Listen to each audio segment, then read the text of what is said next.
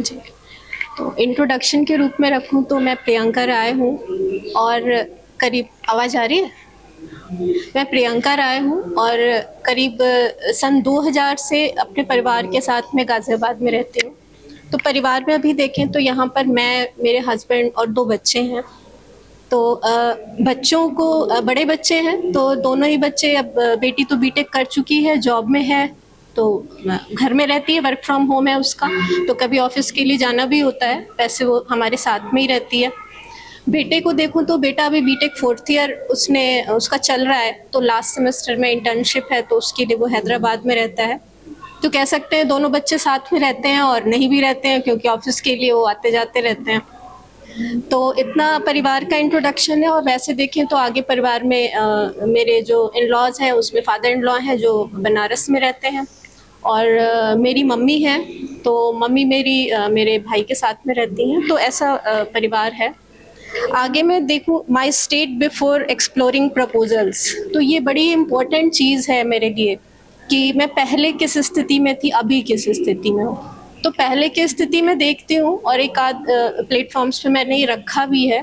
तो सुख क्या होता है वो बहुत मेरे लिए डिमांडिंग बात थी, क्योंकि सब कुछ दिखता था और कोई नई चीज़ खरीद ली, कपड़े खरीद लिए, साड़ियाँ खरीद ली और गाड़ी खरीद ली, या कोई घर में कोई फिजिकल फैसिलिटी भी आ गई, सब कुछ हो गया। लेकिन वो कई बार 2 ही घंटे की वो बात होती थी कि खुश हो गए, सुख मिल गया, और वो फिर उसी बीच फिर कुछ हो गया, है ना, किसी बच्चे को डांट दिया तो मूड खराब हो गया, बच्चे का पढ़ाई में कोई इशू आ गया तो मूड खराब हो गया। तो वो दिख जाता था कि अरे इसका तो कुछ फायदा नहीं हो रहा, तो मतलब क्या है ये, मतलब लाइफ में चल क्या रहा है। और ये बात करीब मुझे लगता है 2017-18 तो 2019 में फिर मैंने ये वर्कशॉप की, और बहुत ही ऑनेस्टली मैं कह सकती हूँ कि मेरा मेन जो था एम था वो यही था कि सुख कैसे मिलेगा। मैं आई ही वर्कशॉप में इसीलिए थी। इनफैक्ट 2019 में मैंने जून में वर्कशॉप की, 2018 में मेरे हस्बैंड ने की। तो हमारे घर में यूएचवी लाने का श्रेय बिल्कुल उपासना दीदी को जाता है, और इसका बहुत बहुत दीदी को थैंक यू भी है। और दीदी ने के बहुत बार पुश करने से मेरे हस्बैंड वर्कशॉप करने गए थे, और वो आए तो उनकी में मेरे को चेंज दिखा। तो वो थोड़े किसी भी बात को वो बहुत तुरंत ही बोल देते हैं। लेकिन जब मैंने उनसे ये बात पूछी कि था क्या वर्कशॉप में, और मैं कई बार पूछी, तो उन्होंने बोला कि वो तो खुद में देखने की है, खुद से सुनने की है, तो तुम्हें ही जाना पड़ेगा। तो फिर जब और उनकी बातों से मैं मोटिवेट जल्दी हो जाती हूँ, तो मुझे था कि नहीं अब मुझे करना है, इन्होंने कह दिया है। तो फिर मेरे कॉलेज में हो रही थी उस वक्त, मैं केईसी में थी, फिर काइट में भी हो रही थी जो उनका सिस्टर कॉलेज है। तो फिर मैं काइट में जाके मैंने कर ली, क्योंकि केईसी में जो वर्कशॉप की डेज थी उस टाइम बेटी का एडमिशन का कुछ था, डेट प्लान थी, तो मैंने काइट में जाके कर ली। और 8 दिन फ़ोन वगैरह सब मैंने बंद करके, और इतनी शांति मिली, मतलब शांति तो बिल्कुल ही फील हुई मुझे, और बस समझ आया कि अच्छा सुख जैसी कोई चीज़ समझ में आ सकती है। और बहुत कुछ कंसेप्ट नहीं समझ में आया मुझे, मतलब अच्छा सा बहुत फील हुआ और लगा नहीं अब इससे जुड़ के रहना है। तो फिर बस उसके साथ अब चल पड़े, और फिर ये था कि आगे की वर्कशॉप करेंगे। फिर नेक्स्ट ईयर कोविड आ गया, तो कोविड में कुछ ऑनलाइन वर्कशॉप्स करी, कुछ सुना, तो ऑनलाइन में कुछ ज़्यादा मुझे समझ नहीं आया। और इनफैक्ट मैं कहूँ मुझे वर्कशॉप्स में बहुत कुछ समझ में आता भी नहीं है, बस मुझे वहाँ का एनवायरनमेंट बहुत अच्छा लगता है। मैं खुद से ही जब एक्सप्लोर करती हूँ, घर वापस जाके कुछ बुक्स पढ़ी या कुछ यूट्यूब पे सुना या कोई और सेशन मॉर्निंग का ज्वाइन किया, तो उससे मुझे ज़्यादा चीज़ें समझ में आती हैं। तो बिफोर एक्सप्लोरिंग प्रपोजल तो यही कंडीशन थी कि सुख क्या है, वो बहुत उसको मैं, मेरे लिए डिमांड थी उसकी। तो उसको मैं देख पाई कि अपने पर ही काम करना है और प्रोग्राम खुद से ही बनाना है, और इसका श्रेय जो है मोती भैया को जाता है। इन्होंने वर्कशॉप ली थी काइट में और बहुत ही प्रभावित हुई मैं। और उस वक्त मुझे लगा कि जितने भी रिसोर्स पर्सन हैं उन सबको मुझे एक एक करके सुनना है ना, एक एक करके जिसको जिसको जान रही हूँ मुझे कुछ बहुत ही अच्छा सा मिल रहा है, तो मुझे लगा सबको एक एक करके सुनना है, ऐसा एक भाव भी मन में आ गया। तो पहले तो ये स्थिति थी।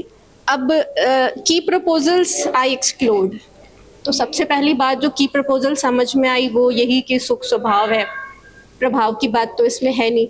पहले यही दिखता था कि अच्छा घर में सबको सुखी कर लें तो खुद सुखी हो जाएंगे, तो घर में जो भी इन लॉज हैं, हस्बैंड हैं, बच्चे हैं, सबको अच्छा बना लिया, खिला दिया, बाकी सेवा कर दी तो खुश हो जाएंगे सब, मैं भी सुखी रहूंगी। या ऑफिस में काम कर रहे हैं, वहाँ ऑफिस के अकॉर्डिंग काम कर दिया तो फिर सुखी हो जाऊंगी। लेकिन ऐसा रेयरली कभी होता था, या होता था भी तो थोड़ी देर के लिए। तो बाद में फिर वर्कशॉप से, फिर मॉर्निंग सेशन से ये समझ में आया कि सुख तो मेरा ही स्वभाव है, प्रभाव से तो सुख की बात है नहीं।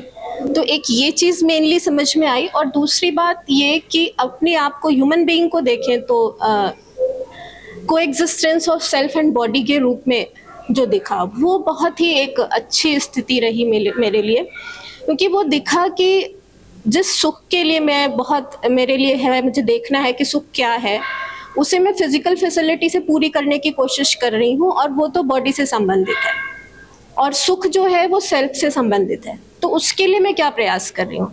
तो जब ये चीज़ दिखी कि human being is coexistence of self and body, तो दिखा कि सारा प्रयास तो मेरा बॉडी से रिलेटेड है, सेल्फ से रिलेटेड प्रयास तो मेरा बिल्कुल नेग्लिजिबल है, तो या तो नहीं ही कर रही हूँ।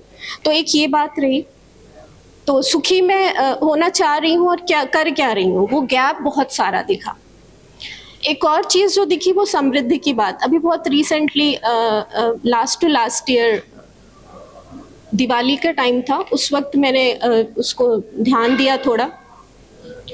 तो घर में जितने सामान थे वो सारी चीज़ें, हम सफाई तो करते ही हैं दिवाली में, तो वो सब हम कर रहे थे। तो फिर मुझे अचानक से ध्यान गया कि कितनी चीज़ें हैं घर में, क्या क्या है, तो वो सब ध्यान जाने लगा। किचन में बर्तन है, क्रॉकरी है, जो भी है वो सभी के घर में होता है। और हम लेडीज़ की आदत होती है कि हम घर से बाहर गए और किचन के लिए कुछ मिल रहा है तो हमने खरीद लिया, हर दिवाली में हम कुछ खरीदते ही हैं। और कपड़ों की भी आदत रहती है। तो ये सब चीज़ें मैंने थोड़ा दिवाली में ध्यान दी।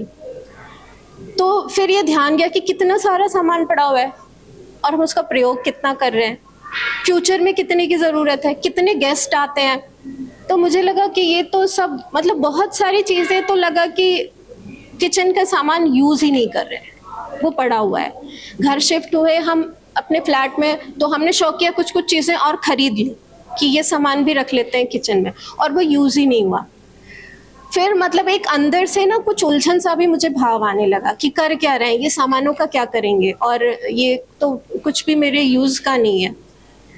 तो वहाँ से थोड़ा एक दिखने लगा कि हमारा प्रयास कहाँ है, वो बहुत ज़्यादा दिखने लगा कि सामान को इकट्ठा करने में है। लेकिन वो मैं बोलूँ कि वो ये नहीं है कि एक दिन में ट्रांसफॉर्म हो गई मैं, कि समृद्धि का भाव आ गया, हाँ ठीक है अब जितना है वो दैट इज ओके, अब आगे कुछ करने की जरूरत नहीं है।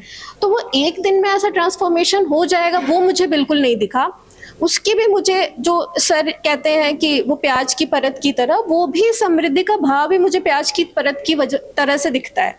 मतलब जो मेरी अलग अलग चीज़ें जो मैंने अपने आप से जोड़ रखी थी कि मुझे ये रिक्वायरमेंट है, ये रिक्वायरमेंट है, वो डे बाय डे या महीनों महीनों के बाद फिर वो मुझे दिखती है कि ये मैंने मान रखी है, ये है नहीं ये ज़रूरत। तो एक दिन में वो समृद्धि का भाव चला गया है, ऐसा कुछ भी नहीं है। अभी भी है कि समृद्धि की फीलिंग आ गई है, वो मैं नहीं कह सकती कि मेरे अंदर है। अभी भी वो मैं देखती हूँ कि कई बार वो ब्रेक होता है। कई चीज़ों को मैंने बांध रखा है कि ये चाहिए था मुझे, और फिर वो ब्रेक होता है किसी दिन की नहीं, ये तो मैंने फालतू में बांध रखा है। फिर उसको एक्सप्लोर करके देखती हूँ। तो मतलब मेरी ये थॉट प्रोसेस हो सकता है, किसी को ऐसा भी लगता हो कि शायद एक दिन में ही वो एक्सप्लोरेशन पूरा हो जाता है, बट मेरे हिसाब से अभी तक मेरे अंदर वो एक्सप्लोरेशन पूरा नहीं हुआ है। Then an event in my life, उसकी बात करूँ तो मुझे लगता है कि डेली ही या हर कुछ दिन पे कुछ ना कुछ चीज़ ऐसे सामने आती रहती है। जैसे देखें कि सभी को संबंधी के रूप में देखना। तो कभी बस में जाते हैं तो जो फैकल्टी है उसको हम सभी को एक जैसा देख पाती हूँ, तो जो ड्राइवर बैठे हैं तो वो लगता है कि उन्हें उसकी तरह देखती हूँ। तो वो एक अंतर दिखता है, कई बार दिखता है कि नहीं सभी को संबंधी के रूप में नहीं देख रहे। अभी एक YouTube वीडियो सुन रही थी तो उसमें मेरा ध्यान गया कि हर ह्यूमन बीइंग को अगर हम ऐसे देख पाएँ कि हर एक मानव सही को समझना चाहता है,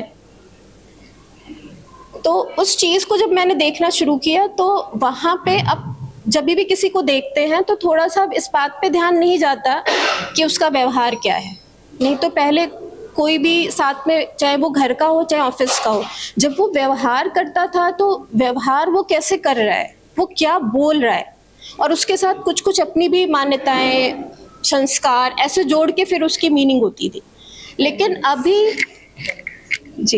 अभी बस जब उसको इस तरीके से देखते हैं कि एक वो मानव है और सही को समझना चाहता है, सही को जानना चाहता है, तो वो जो शब्द बोलता है बस वो शब्द दिखते हैं।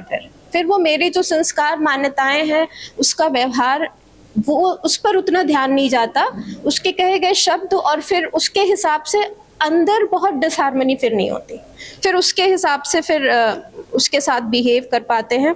तो माय स्टेट नाउ की बात करूं तो जैसा सभी लोग कह रहे हैं, एक आराम की स्थिति है, ये तो देख ही पाते हैं, और निर्णय लेने की एक बहुत क्षमता बढ़ी है। ये मुझे बहुत ज़्यादा दिखता है कि डिसीजन मेकिंग पावर और आत्मविश्वास इस कंटेंट के साथ बहुत बढ़ा है, और दूसरों के प्रति भाव पे तो काम हो रहा है, विश्वास भी बहुत बढ़ा है।